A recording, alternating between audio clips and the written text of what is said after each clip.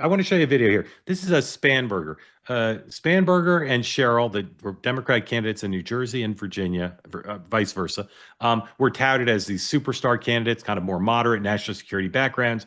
We're going to win their races and lost for Trump's Republican Party, and they were both going to turn around maybe and run for president. And they've both been really bad candidates. Just they make tons of mistakes.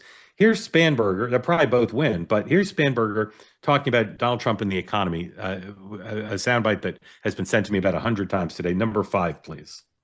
Position yourself as a consensus builder, someone who works across the aisle. Would you work with President Trump on areas like job creation? I think that, you don't work with the arsonist who burns down the house to rebuild it. And in this particular case, the individual who's responsible for an absolute attack on the federal workforce is not the right person to help rebuild our economy.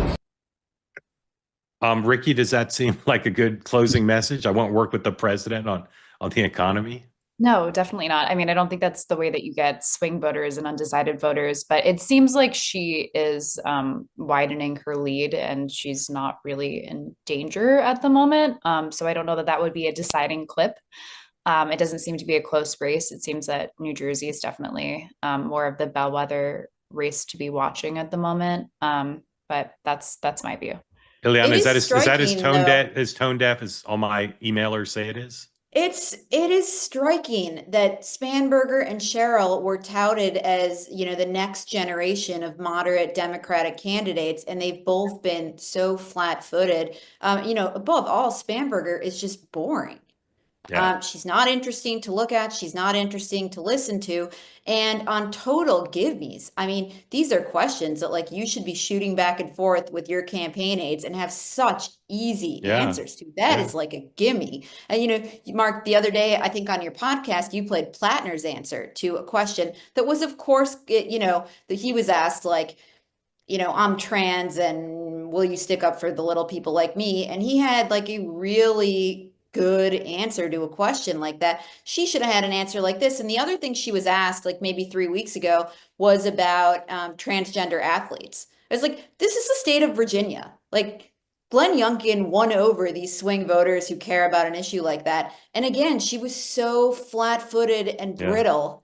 And so it's striking. They're going to need to find people who are not these two women, because I don't think these are their next superstar presidential candidates. Yeah, I mean, unless they're just in a slump, like a second baseman, they got the yips. I mean, they just not been impressive. And as you said, she is boring. I mean, it's just no two ways about it. All right, I'm going to run through everything President Trump said today. Mark, one other thing I think is important about Spanberger, her answer betrays a fear of the left. So even though these are supposed to be centrist candidates, these people are petrified of the left. And 100%. I do think that's also why the shutdown is dragging on, and Democrats, even though the union representing all the federal workers has come out and said, okay, Democrats, time's up. Yeah. You got to reopen the government.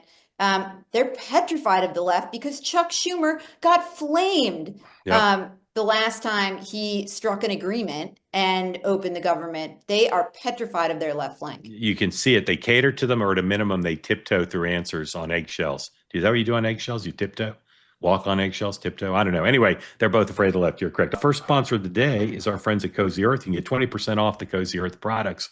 CozyEarth.com, promo code 2-way. That includes the bamboo sheets, viscose made from bamboo. Temperature regulating, incredibly comfortable.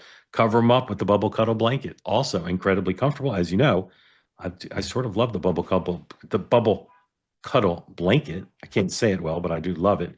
Comfort and style, distinctive textured bubble design. Right now, you can get, as I said, 20% off all their products. Go to 2-way, or using the code 2-way at CozyEarth.com. I recommend the pants to you. I recommend the sheets to you. I recommend pretty much everything you have there.